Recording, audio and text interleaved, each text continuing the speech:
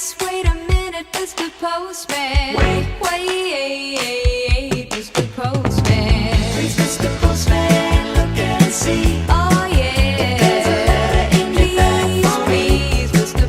Why's it taking Postman. such a long time? Oh yeah. Only to hear from that boy of mine.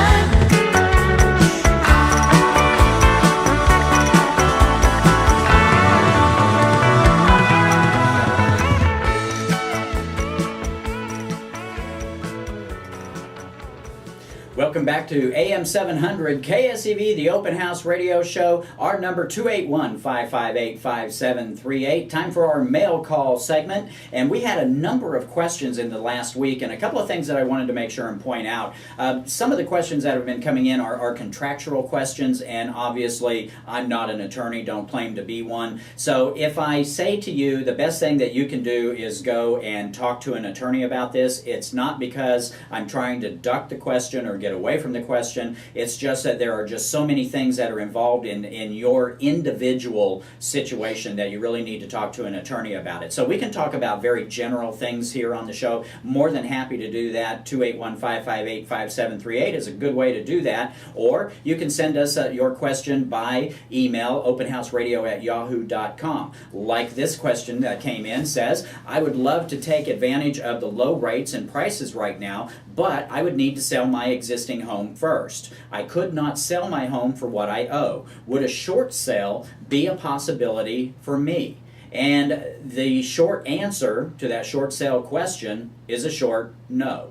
Because let's talk about what a short sale actually is and what a short sale actually does. A short sale is there kind of as a last resort, kind of a last ditch effort before foreclosure. So if you have the ability to go and buy another house, it's very unlikely that your existing lender is going to let you bail out of the one that you're in for the sole purpose of just being able to go in and get into another one. Short sales are specifically there to help individuals who cannot hang on to the home that they're in. They're not going to be able to hang on, and so this is an attempt for the lender to kind of mitigate their loss, for the seller to mitigate their loss, and for a buyer to get a pretty good deal, probably.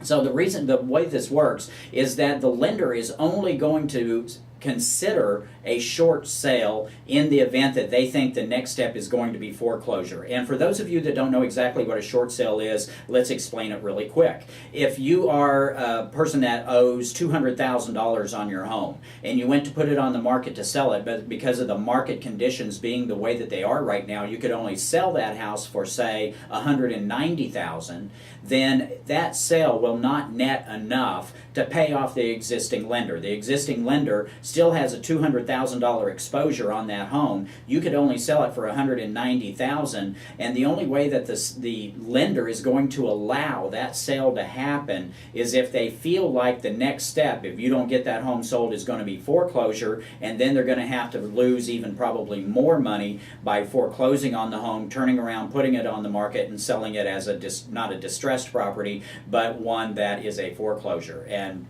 so really, short sales are not there for people to get out of for any reason if they're upside down. And boy, just think about how that would be.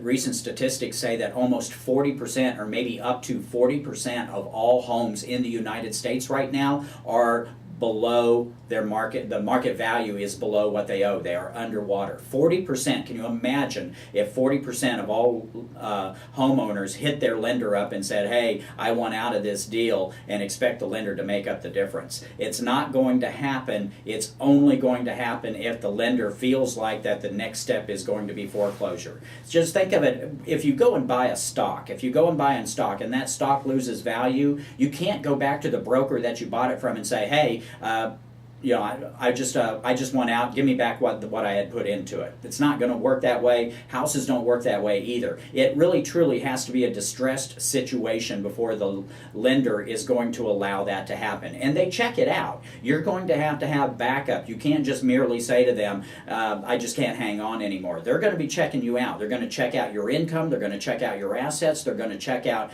the reason that you need to go. Now, let's say if it's a medical reason, job loss, loss, job transfer that you can't do anything about, those sorts of things they will consider, because again, the next step as far as that lender is concerned is going to be foreclosure. If they feel like that the next step is going to be foreclosure, then that's what they're going to go ahead and probably do. They'll probably go ahead and allow that short sale to happen because they want to make sure that they lose as little money as possible. All right, so I hope that answers your question. I would love for you to be able to take advantage of the low prices and the low interest rates too, but got to get your home sold first. If it's not going to sell for enough to get you out, you're going to have to make that decision. Are you going to bring money to close and then make it up on the home that you're buying and do it that way, or are you going to stay put until the values come back and then make that move? All right, that's our answer for today. AM 700 KSEV, the Open House Radio Show. If you have a question that you'd like for us to answer on the air, a couple ways you can do it. Email us, openhouseradio@yahoo.com. If it's between the hours of 1 and 3 on Sunday afternoon, give us a call, 281-558-5738. All right, back to the show. On the phone with me now, Christy Woods, who's out in